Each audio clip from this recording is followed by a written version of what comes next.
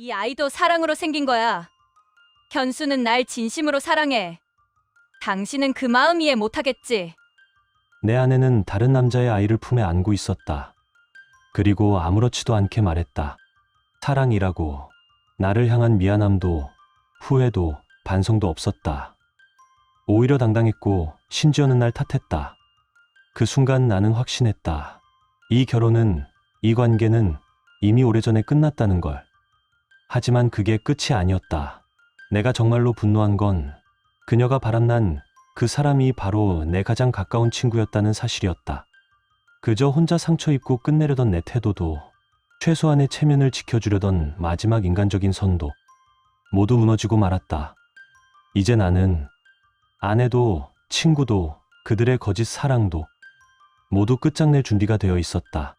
결말은 여러분의 예상을 완전히 뒤엎을지도 모릅니다. 여러분의 생각은 어떠셨나요? 댓글로 꼭 남겨주세요. 구독과 좋아요도 잊지 마시고 방탐정의 이중 파일과 함께 더 놀랍고 흥미로운 이야기 속으로 떠나봐요. 밤 11시가 훌쩍 넘은 늦은 시각, 나는 조심스럽게 현관문을 열었다. 낮에는 회사 일, 밤에는 대리운전까지 하고 돌아온 내 몸은 이미 한계에 다다른 상태였다. 어두운 집 안, 문틈 사이로 새어나오는 희미한 불빛만이 이 공간에 누군가 있다는 사실을 알려주고 있었다. 거실 소파에는 소영이 앉아 있었다. 나를 보는 일 없이 휴대폰 화면만 뚫어지게 바라보고 있었다. 씻고 와. 냄새나. 그게 오늘 하루 우리 부부가 나눈 전부였다. 요즘 우리 사이에서 대화라는 건 그저 짜증과 비난을 주고받는 도구에 불과했다. 언제부터 그녀의 눈을 마주보고 마음을 나눴는지조차 기억나지 않는다. 어머니는 오늘 어떠셨어? 나는 조심스럽게 입을 열었다. 안방 안쪽에서는 어머니의 잔기침이 간헐적으로 들려오고 있었다. 똑같아. 약 드시고 주무셨어. 소영은 마치 뉴스 속보를 전하듯 무심하고 감정 없는 말투로 대답했다. 그 한마디에 집 안의 온기가 싸늘하게 식어버렸다. 나는 말없이 부엌으로 향했다. 싱크대 위에는 아침에 어머니께 드린 죽 그릇까지 그대로 쌓여 있었고 설거지는 산처럼 높았다. 찬물에 손을 담그며 문득 생각이 들었다. 이 여자는 언제부터 이렇게 달라진 걸까? 이제는 집안일도 내 몫이 되어버렸고 새벽엔 부모님 식사를 준비하고 낮에는 직장, 밤에는 운전대를 잡는다. 스문의 시간이 내겐 항상 부족했다. 반면 소영은 아침 늦게 일어나 온라인 쇼핑을 하고 택배를 받고 오후에는 동네 카페에서 시간을 보내곤 했다. 그 모든 생활은 내 카드로 유지되고 있었다. 며칠 전 거실에서 친구와 통화하던 그녀의 말이 떠올랐다. 우린 언제까지 이 시댁집에서 살아야 돼? 진짜 미치겠어. 친구들은 다 아파트 장만했는데 난 집도 없고 남편은 돈도 못 벌고 쪽팔려서 애 낳을 생각도 안 나. 그 말을 들은 순간 손에 들고 있던 그릇을 내려놓고 말없이 고개를 숙였다. 나는 지금도 이렇게 죽어라 일하고 있는데 야근은 기본이고 주말도 없이 대리운전을 나간다. 단 하루도 편히 쉰 적 없는데 그녀는 그런 나를 무능력한 남편이라 여기는 것이다. 내 친구 남편은 벌써 강남에 집 샀다더라. 나도 좀 사람답게 살고 싶어. 그 말이 내 가슴을 송곳처럼 찔렀다. 나는 아무 말 없이 묵묵히 설거지를 마쳤다.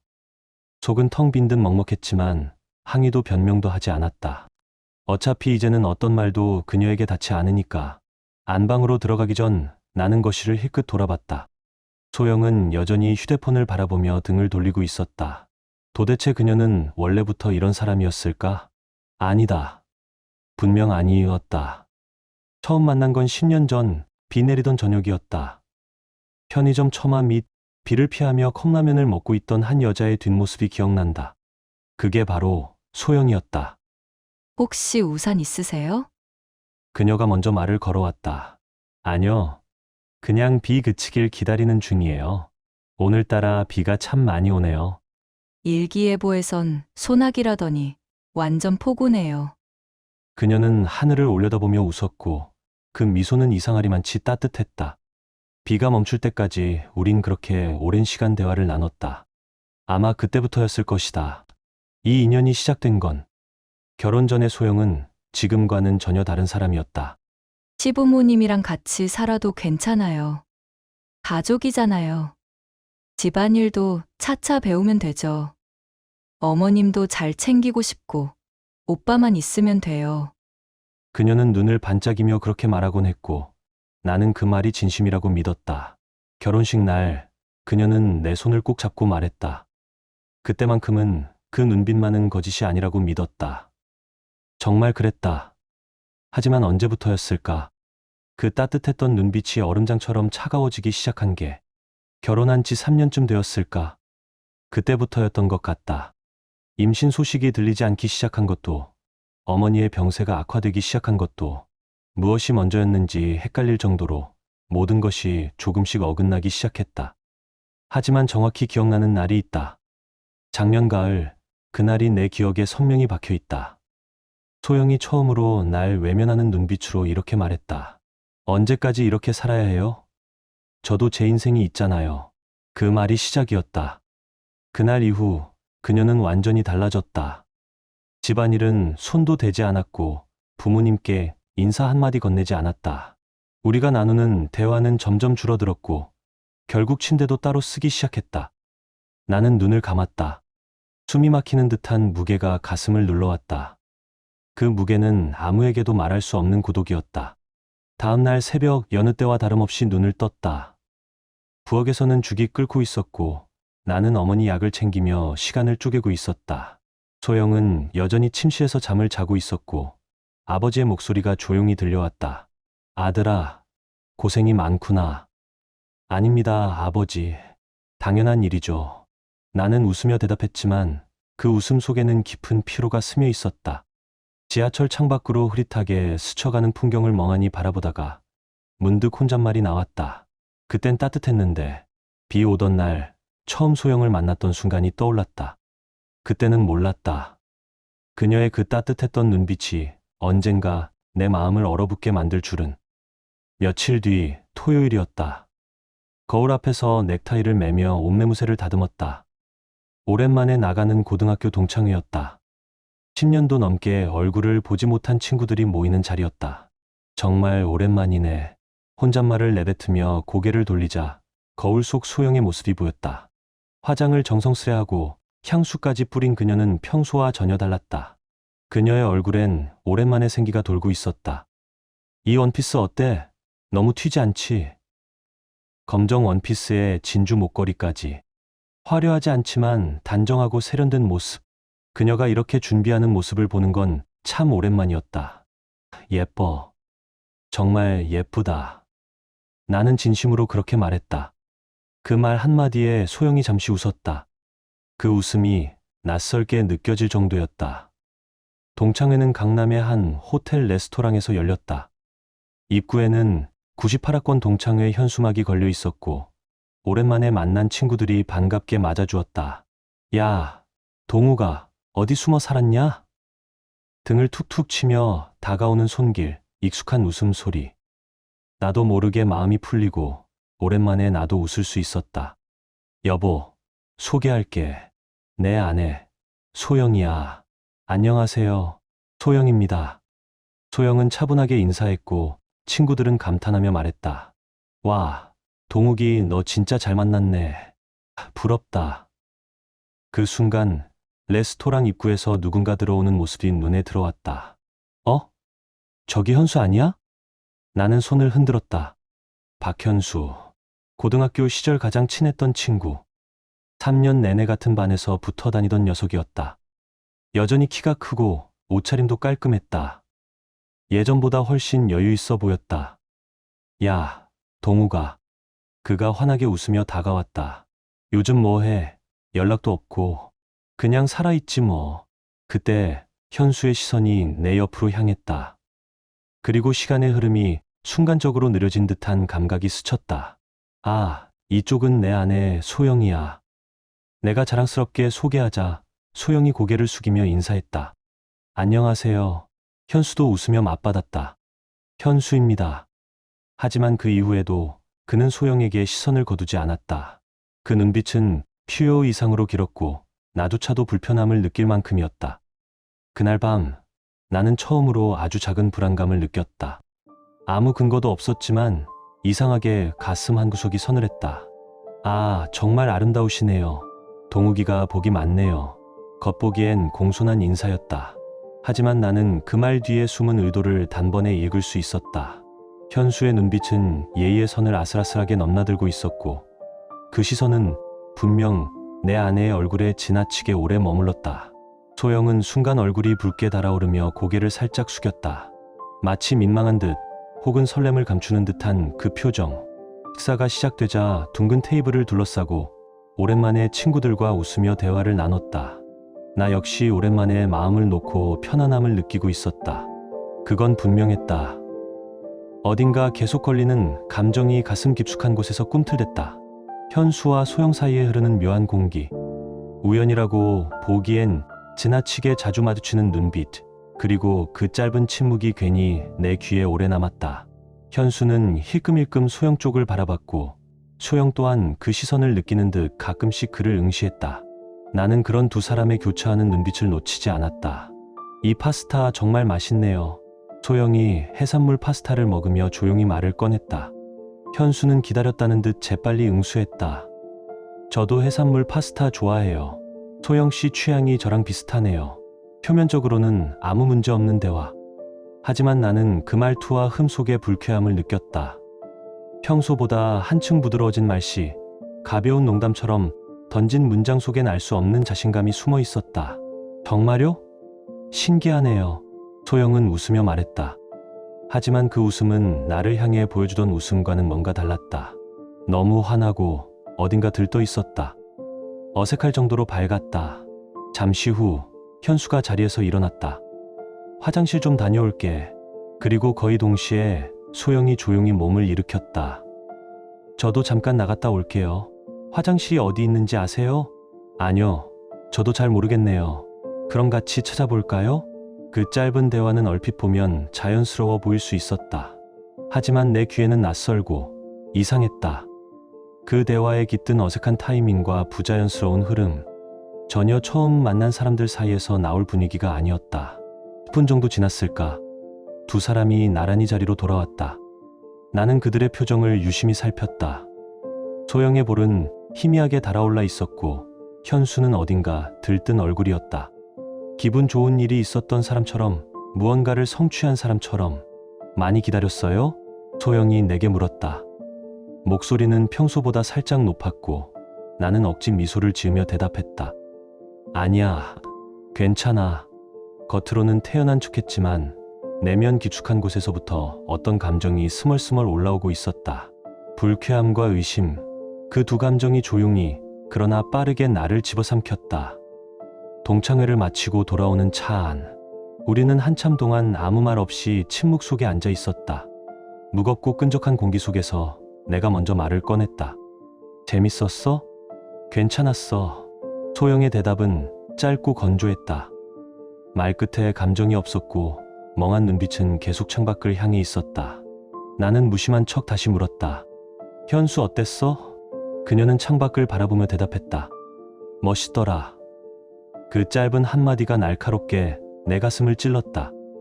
나는 더 이상 아무 말도 하지 않았다. 하지만 그 말 한마디로 내 안의 불안은 걷잡을 수 없이 증폭되기 시작했다. 집에 도착해 차를 주차하려던 순간 문득 블랙박스가 떠올랐다. 얼마 전 접촉사고를 겪고 나서 새로 설치한 것이었다. 이유를 설명할 수는 없었지만 나는 그날의 주차장 영상을 확인해보고 싶은 충동을 느꼈다. 바로 화면을 켰다. 동창회가 열렸던 호텔 주차장의 영상. 처음엔 별다른 장면이 없었다. 차들이 오가고 사람들이 걸어다니는 평범한 모습. 그런데 몇 분 후 화면 오른쪽 구석 두 사람이 나타났다. 소영과 현수. 둘은 주차장의 한쪽 구석에 서 있었다.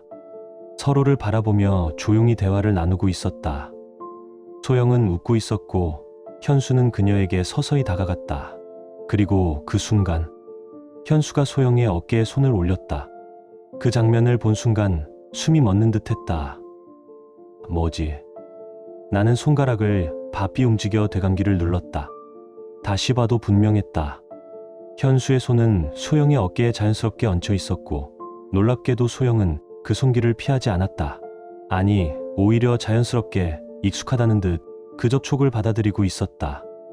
처음 본 사람 사이에서 가능한 행동인가? 속이 울렁거렸다.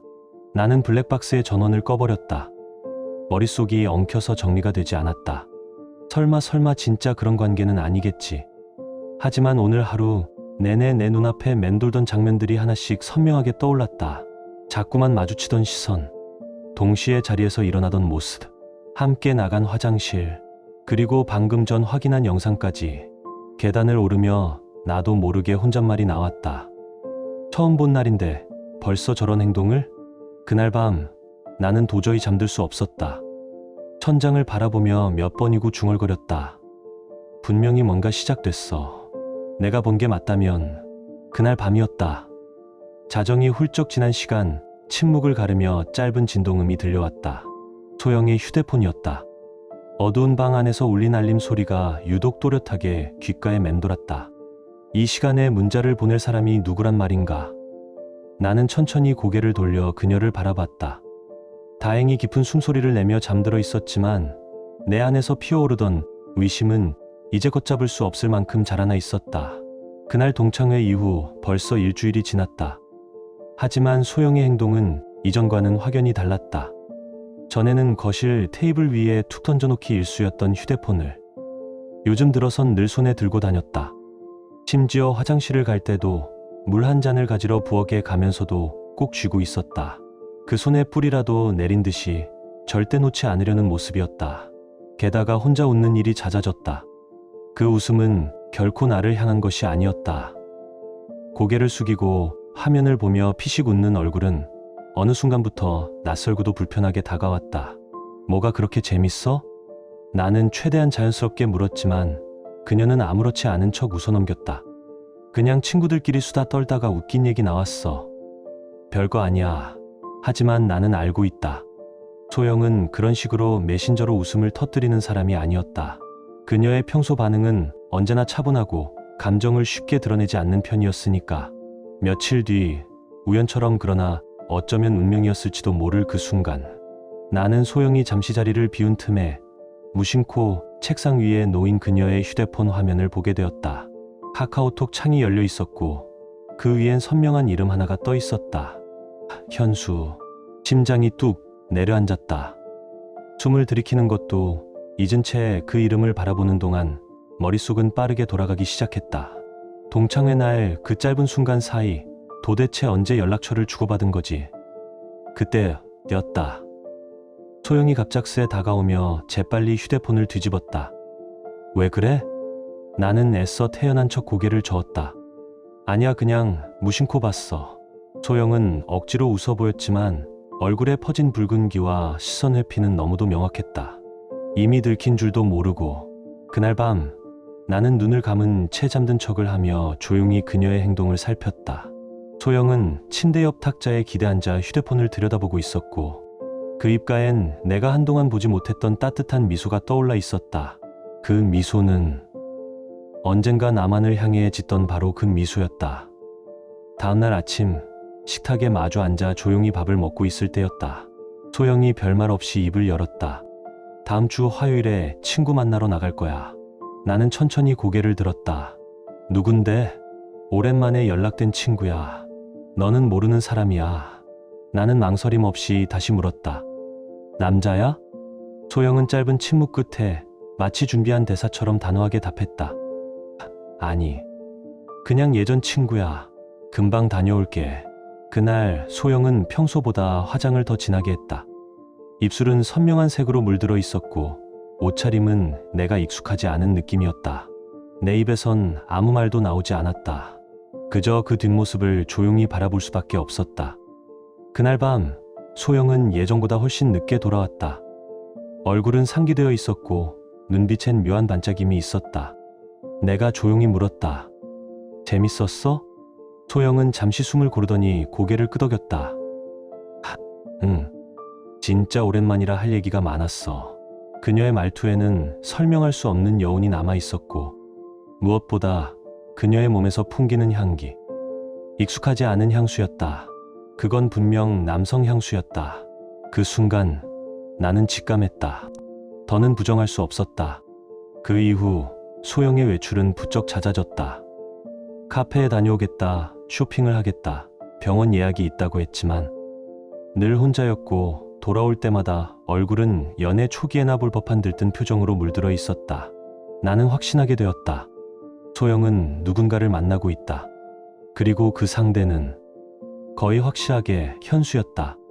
어느 목요일 나는 회사를 향해 나섰다가 중간에 병가를 냈다. 몸이 안 좋다는 핑계를 댔지만 그건 거짓이었다. 진짜 이유는 단 하나. 확인하고 싶었다. 집에 도착했을 땐 정막만이 나를 맞이했다. 소영은 역시나 외출 중이었다. 나는 천천히 그녀의 방으로 발걸음을 옮겼다. 화장대 위엔 새로 산 립스틱이 놓여 있었고 향수병도 바뀌어 있었다. 심지어 세 가지나 전부 내가 본 적 없는 브랜드였다. 옷장 문을 열자 내가 기억하지 못하는 고급스러운 옷들이 몇 벌 걸려 있었다. 정장 코트, 하이힐, 섬세한 레이스가 달린 원피스. 가격이 꽤 나가 보였다. 그 옷들 대체 누구 앞에서 입기 위해 준비한 걸까? 그날 저녁 소영은 8시쯤 집에 돌아왔다.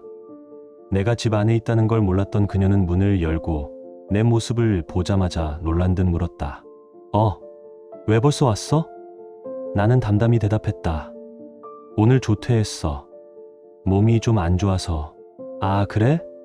난 백화점 갔다 왔어. 옷 좀 보러. 소영은 손에 아무것도 들고 있지 않았다. 나는 조심스레 물었다. 뭐 상관없어? 그녀는 조금 망설이다가 고개를 저었다. 그냥 구경만 했어. 마음에 드는 게 없더라고. 하지만 나는 알고 있었다. 그 말은 진심이 아니었다. 그녀의 입가에 걸린 어색한 미소는 그 순간만큼은 어떤 변명보다 큰 확신을 내게 안겨주었다. 거짓말이었다. 그리고 나는 그 거짓을 더 이상 외면할 수 없었다.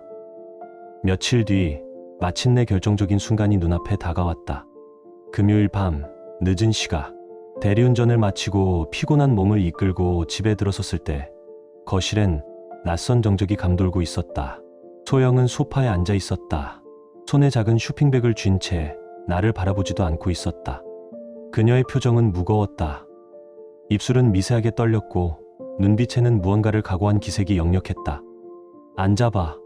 그 말투는 낮고 단호했지만 어디선가 흔들림이 느껴졌다. 나는 말없이 맞은편에 앉았다. 이상하게도 가슴 한쪽이 서서히 조여왔다. 소영은 쇼핑백 안에서 조심스럽게 작은 상자를 꺼냈다. 그리고 그 상자를 테이블 위 내 앞에 조용히 내려놓았다. 뚜껑이 열리자 익숙한 물건이 눈에 들어왔다. 약국에서 흔히 볼 수 있는 임신 테스트기, 그리고 그 위엔 선명하게 그어진 2개의 줄. 숨이 멎을 뻔했다. 진짜야? 입술이 굳은 채 간신히 소리가 새어나왔다. 미친 듯이 뛰는 심장을 억누르며 나는 찰나의 희망을 품었다. 설마 우리가 그렇게 바랐던 그 아이가 이제야 찾아온 걸까? 목구멍이 뜨거워졌다. 눈가도 간질거렸다. 하지만 그 희망은 그녀의 단 한마디에 너무도 쉽게 부서졌다. 당신 아이 아니야. 시간이 멈춘 것 같았다. 순간 아무 소리도 들리지 않았다. 눈앞이 흐릿해졌고 귓속엔 우웅거리는 소리만 맴돌았다. 뭐라고? 내가 겨우 뱉은 목소리는 쉰 듯했다. 현수 아이야. 그녀는 내 눈을 피하지 않고 말했다. 그 어떤 망설임도 죄책감도 느껴지지 않았다. 현수, 내가 고등학교 3년 내내 붙어 다녔던 친구.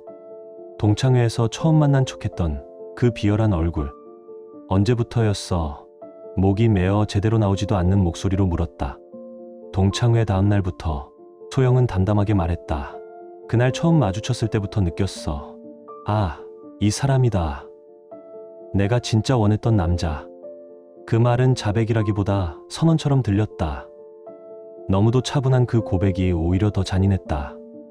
차라리 울며 무릎이라도 꿇었다면 덜 무너졌을까. 그래서 어쩌겠다는 건데. 그녀는 잠시 숨을 고르더니 말했다. 이혼하고 싶어. 현수와 함께 할 거야. 말문이 막혔다. 입 안이 바싹 말랐고 손끝은 얼어붙은 듯 감각이 사라졌다. 내가 눈 감고 외면했던 모든 조각들이 순식간에 머릿속을 휘저었다. 갑작스런 외출, 바뀐 화장품, 낯선 향기, 거짓된 웃음. 모두 이 순간을 향한 예행 연습이었다. 나는 잠시 고개를 숙인 채 아무 말도 하지 않았다. 그리고 조용히 입을 열었다. 고마워. 그녀는 눈을 가늘게 떴다. 뭐라고? 고맙다고. 나는 천천히 고개를 들었다. 덕분에 나도 이제 확실히 알게 됐어. 소영은 고개를 갸웃했다. 그녀는 몰랐다. 그동안 내가 얼마나 조용히 철저하게 준비해왔는지를. 동창회가 끝난 그날 이후 나는 이미 결심했다. 블랙박스에 찍힌 둘의 뒷모습부터 그녀의 외출 시간표, 신용카드 내역, 향수 브랜드의 변화, 심지어 새로 산 옷과 속옷의 영수증까지 모든 걸 기록하고 정리해왔다. 그리고 오늘 그녀의 자백은 마지막 퍼즐 조각이었다. 나는 서랍에서 회색 서류 파일 하나를 꺼냈다. 몇 주간 차곡차곡 정리한 증거들이 그 안에 고스란히 담겨 있었다. 그 파일을 조용히 가방에 넣으며 스스로에게 되뇌었다. 이제부터가 시작이다. 소영은 아직도 자신이 모든 걸 가져갈 수 있다고 믿는 듯했다. 하지만 세상은 그렇게 만만하지 않다는 걸 그녀도 곧 알게 되겠지. 나는 끝까지 조용하게 그러나 분명하게 움직일 것이다. 다음 날 아침 식탁에 앉아 커피를 마시고 있을 때 소영이 먼저 입을 열었다. 어제 말한 거 진심이야. 나는 고개를 끄덕였다. 표정 하나 바꾸지 않은 채. 이혼 절차는 어떻게 진행할 거야? 그녀는 눈치를 살피며 물었다. 내가 너무 조용하자 불안해 보였다. 천천히 생각해보자. 나는 커피잔을 내려놓으며 말했다. 나는 빨리 정리하고 싶은데. 그녀의 말투엔 조급함이 배어 있었다. 하지만 나는 신문을 펼치며 마치 아무 일도 없었다는 듯 답했다. 급할 거 없잖아. 아이 문제도 있고 집 문제도 있으니까. 그날 오후 나는 반차를 내고 변호사 사무실을 찾았다. 책상 건너편에서 변호사가 차분히 물었다. 상황을 말씀해 주세요. 나는 천천히 입을 열었다. 동창회에서 만난 현수, 소영의 변화, 그리고 전날 밤 그녀의 자백까지. 내 입으로 그 모든 이야기를 꺼내는 동안 놀랍게도 내 안에선 아무런 감정이 일지 않았다. 복수는 감정으로 하는 게 아니다. 증거로, 법으로 냉정하게 해야 한다는 걸 나는 아주 잘 알고 있었다. 증거는 준비하셨나요? 변호사의 질문에 나는 아무 말 없이 서류가 가득 든 두툼한 봉투를 가방에서 꺼냈다. 손끝에 닿는 그 묵직함이 지난 몇 주 동안의 내 결심과 고통의 무게였다. 봉투를 내밀며 조용히 눈을 감았다. 그 안에는 내가 직접 수집한 모든 정황이 담겨 있었다. 블랙박스에서 캡처한 사진들, 주차장 한켠에서 나란히 걷던 소영과 현수, 그리고 현수가 자연스럽게 그녀의 어깨를 감싸 안던 그 장면. 이날이 언제죠? 변호사가 사진을 넘기며 물었다. 동창회가 있고 며칠 뒤입니다. 그날부터 그녀의 행동이 달라졌습니다. 나는 차분히 대답했다. 하지만 가슴 속 깊은 곳에서 식지 않은 무언가가 여전히 꿈틀거렸다. 그뿐이 아니었다. 소영이 혼자 나갔다고 말했던 날의 2인분 식사 영수증, 모텔, 고급 레스토랑, 프랜차이즈 카페, 신용카드 내역은 그녀가 했던 모든 거짓말을 하나하나 반박해주고 있었다. 변호사는 자료를 정리하며 고개를 끄덕였다. 이 정도면 충분합니다. 배우자와 상간자 모두에게 위자료 청구 가능합니다.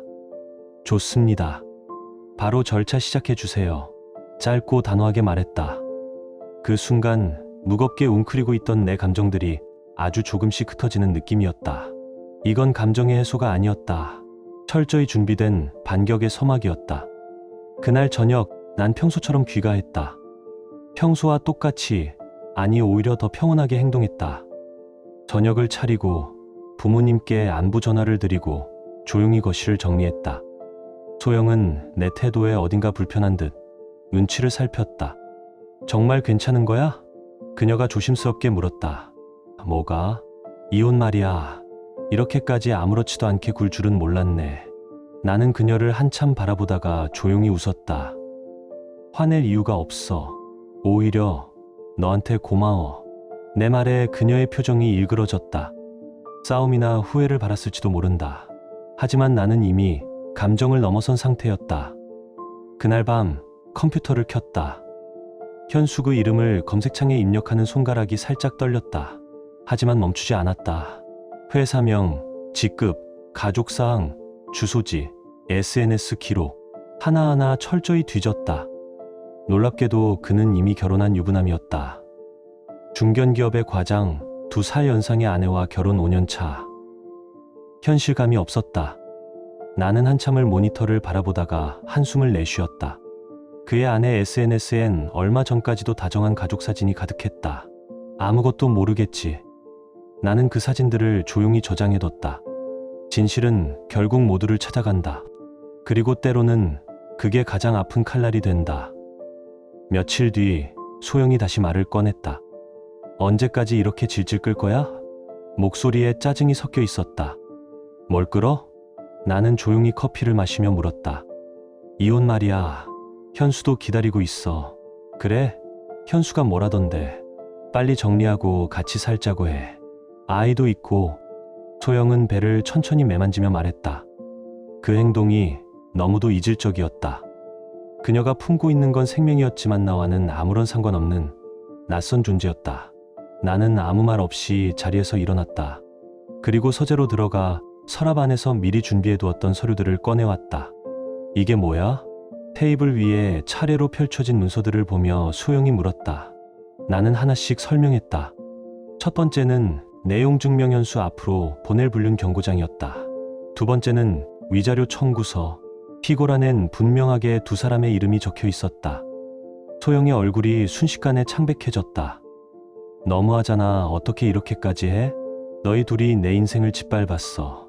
그에 대한 책임은 법적으로도 도의적으로도 져야지. 근데 현수 아내한테까지 왜 알려? 그녀는 다급하게 물었다. 나는 짧게 웃었다. 차갑고 비정한 웃음이었다. 불륜당한 사람들끼리는 같은 편이니까. 소영의 입술이 떨렸다. 이걸 언제부터 준비한 거야? 주차장에서 너희 둘이 손잡은 장면을 봤을 때부터. 그 순간 그녀는 얼어붙은 듯 날 바라봤다. 그럼 처음부터 다 알고 있었던 거야? 응. 어디서 만나고 뭘 먹고 얼마 썼는지까지 전부. 나는 그녀에게 신용카드 내역, 블랙박스 캡처, 통화 기록, 동선 분석표까지 하나하나 보여줬다. 너는 그냥 감정에 취해서 사랑놀이 했겠지만 나는 매일 조용히 증거를 남겼어. 소영의 다리가 풀리며 소파에 그대로 주저앉았다. 눈앞의 현실이 믿기지 않는 듯 눈동자는 흔들렸고 입술은 굳어 있었다. 왜 그때 아무 말도 안 했어? 말해봤자 뭐가 바뀌는데. 내 마음은 이미 현수한테 가 있었잖아. 난 감정으로 대응 안 해. 준비로 움직여. 친밀하게, 조용히. 내 말은 판결문처럼 차가웠고 단단했다. 그 어떤 후회도 동정도 없었다. 그날 밤 전화 한 통이 걸려왔다. 화면엔 현수라는 이름이 떴다. 나는 핸드폰을 바라보다가 아주 천천히 통화 버튼을 눌렀다. 이제 게임의 무대는 그의 차례였다. 현수에게서 전화가 왔을 때 나는 이미 모든 걸 예상하고 있었다. 그가 도망칠 수 없다는 걸, 결국 직접 나서야 할 순간이 올 거라는 걸 말이다. 동우가 우리 만나서 얘기 좀 하자. 목소리는 떨렸고 숨길 수 없는 당황함이 배어 있었다. 이제서야 사태의 무게를 느끼기 시작한 모양이었다. 그래, 언제든지. 나는 차분하게 대답했다. 이미 판은 짜여 있었고 나는 그 안에서 움직일 뿐이었다. 내일 저녁은 어때? 좋아. 장소는 내가 정해. 통화는 짧고 간단했다. 나는 창밖을 바라보다가 천천히 커튼을 닫았다. 그 어둠 너머에서 무언가가 마침내 형체를 드러내고 있었다. 이제 진짜 게임이 시작되는구나. 다음날 저녁 약속된 카페에 도착하자 현수는 먼저 와 있었다. 팔짱을 낀 채 테이블에 기대어 앉은 그는 미안함이라고는 전혀 없는 표정이었다. 오히려 피곤하고 귀찮다는 얼굴. 그 눈빛에 담긴 오만함은 더 이상 친구라는 단어로 포장할 수 없는 것이었다. 앉아. 현수가 먼저 말을 꺼냈다. 목소리는 건조했고 여유를 가장하고 있었다. 어차피 벌어진 일이잖아. 이제 와서 어쩌겠냐? 그는 커피를 들고 한 모금 마셨다. 입가엔 싸구려 관용과 변명으로 가득 찬 미소가 번졌다. 소영이 그러더라. 너희 부부 꽤 오래전부터 안 좋았다고. 그런 상황에서 여자가 흔들리는 건 어쩌면 자연스러운 일이 아닐까? 그는 지금 이 사태를 자연스러운 흐름으로 포장하려 했다. 마치 누구라도 그렇게 될 수 있었다는 듯 자기 죄책감을 지우기 위해. 나는 조용히 그를 바라보며 입을 열었다. 그래서 이게 다 내 탓이라는 거냐? 현수는 어깨를 으쓱였다. 탓보다는 흐름이지. 소영이도 여자잖아. 좀 더 제대로 된 남자를 원했던 거고. 제대로 된 남자? 내 목소리는 낮아졌지만 감정은 끓지 않았다. 분노는 이미 오래전 냉정함으로 정제돼 있었다. 현수는 나를 비웃듯 말했다. 솔직히 말해서 너 남편감으론 좀 아니었잖아. 느리고 둔하고 재미없고 소영이 입장에선 답답했을걸? 그 순간 그는 완전히 다른 얼굴을 드러냈다. 더 이상 친구도 후회하는 사람도 아니었다. 그는 이 판에서 승자라고 믿고 있었고 나는 그저 패자일 뿐이라는 태도였다. 그래서 말인데 이제 소영이는 내 여자야. 너도 깨끗하게 정리하자. 나는 커피잔을 들어 입을 적셨다. 차갑게 가라앉은 내 안의 분노는 아무 말도 하지 않았다. 이해하려 하지도 용서하려 하지도 않았다. 그저 한 발짝씩 내가 준비해온 수순을 밟아갈 뿐이었다. 근데 말이야, 위자료 청구는 좀 너무한 거 아니야? 현수가 웃으며 내 어깨를 툭 쳤다. 우리가 어떤 사이였는데 고등학교 때부터 쭉 같이 다녔잖아. 돈 문제까지 꺼내는 건 좀 심하지 않냐? 그는 우정이라는 오래된 감정의 껍데기를 씌워 상황을 흐리려 했다. 하지만 그 줄은 이미 오래전에 내가 끊어냈다. 그가 소영과 손을 잡았던 바로 그날 그 찍힌 영상 안에서. 그리고 내 부인한텐 이 일 절대 말하지 마라. 괜히 복잡하게 만들지 말고. 소영이랑 아이 낳고 나면 정리할 테니까. 나는 그 순간 그의 속을 완전히 꿰뚫었다. 이 남자에겐 책임도 배려도 진심도 없었다. 오직 자기 편의와 자기 인생만이 기준인 인간. 알겠어. 나는 조용히 자리에서 일어났다. 그게 전부였다. 더 이상 대화할 가치는 없었다. 집에 돌아오자 소영이 거실에서 기다리고 있었다. 얼굴엔 묘한 기대가 담겨 있었고 눈빛은 밝았다. 현수 만났지? 응. 잘 얘기됐어? 나는 고개를 끄덕였다. 너랑 잘 살겠다고 하더라. 그 말에 그녀는 안도하듯 미소 지었다. 다행이다. 이제 조건만 잘 맞추면 되겠네. 그러더니 곧 메모지를 꺼내 들었다. 마치 오래전부터 준비해 온 것처럼 차분하게 조항을 나열했다. 위자료는 없는 걸로 하고 집은 내가 가져갈게. 전세보증금 내가 냈잖아. 2천만 원이야. 나는 입을 다문 채 그녀를 바라봤다. 소영은 계속해서 말을 이었다. 당신 부모님은 요양원으로 보내. 현수 오는데 불편하잖아. 당신도 방 하나 구해서 나가고 적금은 반으로 나누자. 부부 재산이니까. 그녀의 말투는 점점 거칠어졌고 목소리는 높아졌다. 이건 협의가 아니었다. 일방적인 통보, 지극히 이기적인 청구서에 불과했다. 그리고 사실은 당신이 위자료 줘야 되는 거 아니야? 나 정신적으로 얼마나 힘들었는지 알아? 그거 다 보상받아야 해. 나는 여전히 조용히 그녀를 바라봤다. 한마디도 하지 않았다. 이제 말로 할 단계는 지났다. 행동으로 보여줄 차례다. 그동안 내가 얼마나 참고 살았는데 소영이 결국 터지고야 말았다. 억울함과 분노가 뒤섞인 그녀의 외침은 마치 내게 죄인이라도 된 양 몰아붙였다. 나는 천천히 고개를 기울이며 되물었다. 뭘 참았다는 거야? 당신 부모님 병간 후 내가 다 했잖아. 빨래, 청소, 집안일 나 혼자 다 감당했어. 나는 조용히 자리를 털고 일어났다. 이 대화는 더 이상 말로 끝날 일이 아니었다. 그래, 그러면 이번엔 내 차례야. 내 조건도 한번 들어보자. 나는 안방으로 향했다. 서랍 깊숙이 넣어두었던 봉투를 꺼내 들고 나왔다. 탁자 위에 묵직하게 올려놓은 그 서류 뭉치를 소영은 의심 어린 눈으로 바라봤다. 이게 뭐야? 등기부등본이야. 나는 짧고 단단하게 대답했다. 소영이 서류를 넘기던 손이 멈췄다. 소유자, 최동욱. 나는 고개를 끄덕였다. 그래. 우리가 살던 집 내 이름으로 돼 있어. 궁금하지 않았어. 왜 등기에 내 이름이 없는지. 소영의 눈이 흔들렸다. 전세 아니었어? 당신 그렇게 말했잖아. 나는 짧게 웃었다. 소영아, 그 집 전세 아니야. 처음부터 우리 부모님이 나한테 증여한 거야. 100% 내 소유지. 그녀는 얼어붙은 얼굴로 서류를 다시 들여다봤다. 무상증여라는 글자가 선명하게 박혀 있었다. 그럼 내가 낸 2천만 원은 뭐야? 그녀의 목소리는 점점 떨려왔다. 그건 내가 직접 선택해서 인테리어랑 가전제품에 쓴 돈이야. 영수증도 다 정리돼 있고 너도 동의했잖아. 전세보증금이 아니라 소비였다고. 나는 봉투에서 정리된 내역서를 꺼내 펼쳤다. 그 위에 얇고 정돈된 증빙 자료들이 줄지어 놓였다. 소영은 억지를 부렸다. 그래도 인테리어 때문에 집값 오른 거잖아. 그 몫은 내 몫 아니야? 나는 고개를 저었다. 넌 그 집에서 살면서 그 혜택을 다 누렸어. 그게 내 몫이었다고. 내 말은 차가웠고 주저함이 없었다. 마치 오래전부터 준비해온 변론처럼 명확했다. 소영은 언성을 높이며 소리쳤다. 나는 이 집에 권리가 있어. 당신이 남편 노릇 제대로 못해서 내가 현수를 만난 거잖아. 그녀는 끝끝내 자신의 잘못을 인정하지 않았다. 반성도 책임감도 없었다. 되려 피해자 코스프레에만 몰두한 채였다. 정신적 피해? 그건 내가 말해야 되는 거 아니야. 나는 서랍에서 꺼낸 또 다른 서류 뭉치를 테이블 위에 올려놨다.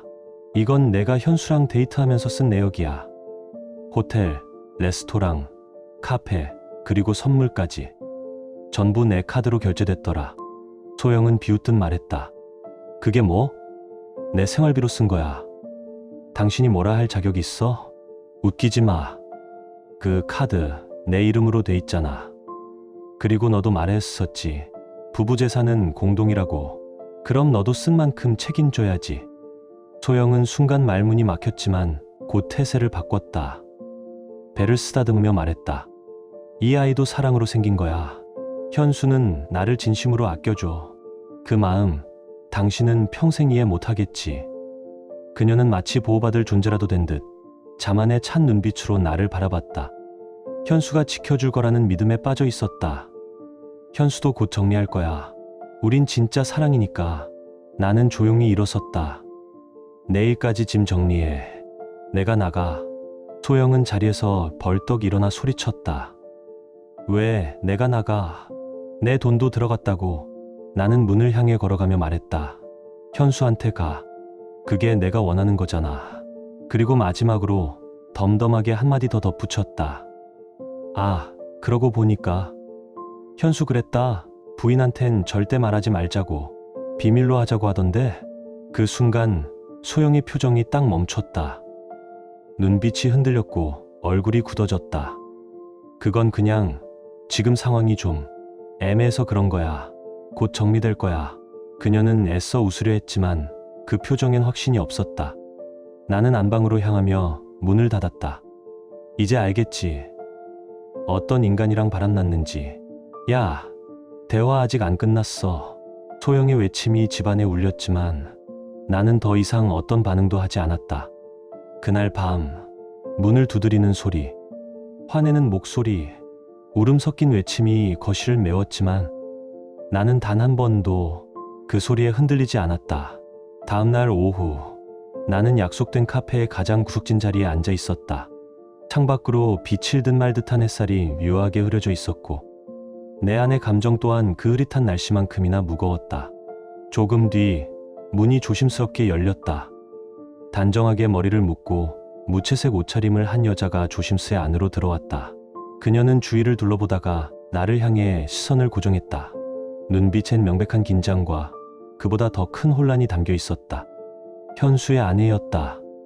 혹시 최동욱 씨 맞으시죠? 나는 가볍게 고개를 끄덕이며 앞자리를 손짓으로 권했다. 네, 이쪽으로 앉으세요. 그녀는 조심스럽게 자리에 앉았다. 손끝이 미세하게 떨리고 있었고 입술은 말라붙어 있었다. 전화로 말씀하신 그게 정말인가요? 나는 잠시 숨을 고른 뒤 정중히 말했다. 이런 식으로 말씀드려 죄송합니다. 하지만 당신에겐 진실을 알 권리가 있다고 생각했습니다. 나는 미리 준비해 온 봉투를 꺼내 테이블 위에 올렸다. 봉투 안에는 날짜별로 정리된 증거 자료들이 있었다. 차량 블랙박스 영상 캡처, 아파트 지하주차장 CCTV 사진, 카드 사용 내역, 모텔 및 레스토랑 영수증. 그리고 소영의 손글씨가 담긴 메모까지. 그녀는 봉투를 열고 서류를 하나하나 넘기기 시작했다. 그때마다 얼굴빛이 점점 하얘졌고 숨소리는 얕아졌다. 이게 진짜 우리 남편이 맞나요? 나는 고개를 천천히 끄덕였다. 네, 확실합니다. 직접 확인하셨으니 더는 부정할 수 없을 겁니다. 그녀의 손에서 사진 한 장이 덜덜 떨렸다. 사진 속엔 현수가 소영의 허리를 감싸 안고 모텔로 들어가는 장면이 또렷했다. 언제부터였죠? 3주 전입니다. 우리 동창회 다음 날부터 시작됐습니다. 그녀는 한참을 멍하니 서 있었다. 그리고 조심스럽게 입을 열었다. 그리고 그 아이도 진짜 우리 남편 아이예요? 나는 한숨을 삼킨 뒤 조용히 고개를 끄덕였다. 제 아내가 직접 그렇게 말했습니다. 순간 그녀는 의자 등받이에 등을 기대고 고개를 떨궜다. 오랜 침묵이 흘렀고 그녀는 겨우 입을 열었다. 결혼한 지 10년이에요. 그런데 이렇게 너무도 쉽게 무너지는군요. 그 말이 얼마나 절망적인 무게를 지녔는지 나는 알 수 있었다. 그녀의 눈가는 이미 젖어 있었고 목소리는 울음을 애써 눌러 담고 있었다. 사실 요즘 이상했어요. 집에 늦게 들어오고 핸드폰은 항상 뒤집어 놓고 제가 너무 예민한 걸까봐 말을 꺼내지 못했어요. 그냥 믿고 싶었던 거죠. 나는 말없이 고개를 끄덕였다. 많이 힘드셨겠네요. 천천히 생각해 보세요. 혹시 제가 도울 수 있는 일이 있다면 언제든지 말씀 주세요. 나는 명함 한 장을 꺼내 그녀 앞에 내밀었다. 그녀는 그것을 두 손으로 꼭 쥐었다. 감사해요. 이렇게 용기 내줘서. 그 말이 그녀에게서 나오는데 얼마나 많은 용기가 필요했는지 느낄 수 있었다. 나는 조용히 고개를 숙이며 인사를 대신했다. 이 순간 더 이상 말은 필요하지 않았다. 그날 저녁 전화가 걸려왔다. 화면에 뜬 이름은 현수였다. 나는 전화를 받았다. 야, 최동욱, 너 지금 제정신이야? 수화기 너머로 들려오는 그의 목소리는 분노로 가득 차 있었다. 우리 집에 왜 연락했어? 왜 그런 짓을 해? 나는 침착하게 대답했다. 내 아내도 진실을 알아야 했으니까. 야, 우리가 어떤 사이인데 그럴 수 있어? 고등학교 때부터 친구였잖아. 이건 아니지 않냐? 나는 비웃듯 한숨을 내뱉었다. 친구가 친구, 아내랑 바람 피우는 게 친구냐? 그게 친구라고 생각했냐? 그건 어쩔 수 없는 상황이었어. 소영이가 먼저. 그만해. 변명 따위 듣고 싶지도 않다. 나는 단호히 그의 말을 끊었다. 내일 내 앞으로 위자료 청구서가 갈 거야. 그렇게 알아둬. 야, 그건 너무하잖아. 너희 부부도 이혼 준비 중이었잖아. 나는 조용히 숨을 들이켰다. 내 아내가 내 존재도 몰랐어. 내가 문제를 키운 거야. 그 순간 현수는 입을 다물었다. 침묵은 무엇보다도 뻔뻔한 자의 방어다. 좋게 끝내려 했어. 마지막 남은 인간적인 선은 지켜주고 싶었거든. 근데 넌 끝까지 책임을 피하려 해. 앞으로 내가 겪을 모든 일들 그건 전부 내가 만든 결과야. 나 더 이상 관용 없어. 나는 전화를 끊었다. 그날 밤 나는 노트북을 열고 지금까지 모아온 모든 자료들을 정리하며 법적 절차 준비에 들어갔다. 내가 직접 움직여야 끝낼 수 있는 싸움이니까 더 이상 감정이 이끌도록 놔두지 않을 거였다. 문이 조심스레 열렸다. 소영이었다. 통화한 거 들었어. 현수한테 다 말했지? 나는 고개를 들지 않고 대답했다. 그래. 그 여자한테까지 말한 건 너무한 거 아니야? 나는 잠시 숨을 고르고 시선을 들었다. 지금 그런 말을 내가 해? 이 상황에서 소영은 아무 말도 하지 못했다. 그리고 나지막이 중얼거렸다. 현수도 연락 안 돼. 전화 안 받아. 나는 고개를 끄덕였다. 그럴 줄 알았어. 그 사람, 내가 생각하는 것만큼 책임 있는 사람 아니야. 말 조심해. 현수는 날 사랑해. 나는 조용히 그녀를 바라보았다. 사랑? 사랑한다면서 아내 속이고 딴 여자 임신시킨 다음에 제자리 돌아올 생각부터 하더라? 소영은 말없이 입술을 깨물었다. 그 어떤 반박도 할 수 없었다. 내일 오전까지 짐 챙겨. 변호사 통해 연락할 거야. 여보. 나는 그녀의 말을 듣지 않았다. 이제 그 목소리조차 내게는 아무 감흥이 없었다. 내가 사랑했던 여자, 지켜주고 싶었던 아내, 함께 미래를 꿈꾸던 그 사람은 이제 세상 어디에도 없었다. 지금 당신의 마음은 어떤가요? 이야기를 읽으며 떠오른 감정이나 생각이 있다면 댓글로 나눠주세요. 당신의 진심 어린 한마디가 누군가에겐 큰 위로가 될 수 있습니다. 이 짧은 이야기 속에 작은 온기나 있고 진행 감정 하나라도 담겨 있었다면 그것만으로 이 이야기는 충분히 의미 있는 시간이었을 거예요. 좋아요와 구독 그리고 공유는 이런 따뜻한 이야기가 더 많은 사람의 하루에 조용히 스며들 수 있는 힘이 됩니다. 함께 해주셔서 고맙습니다. 당신의 하루에도 조용한 평안과 따뜻한 사람이 함께하길 진심으로 바랍니다.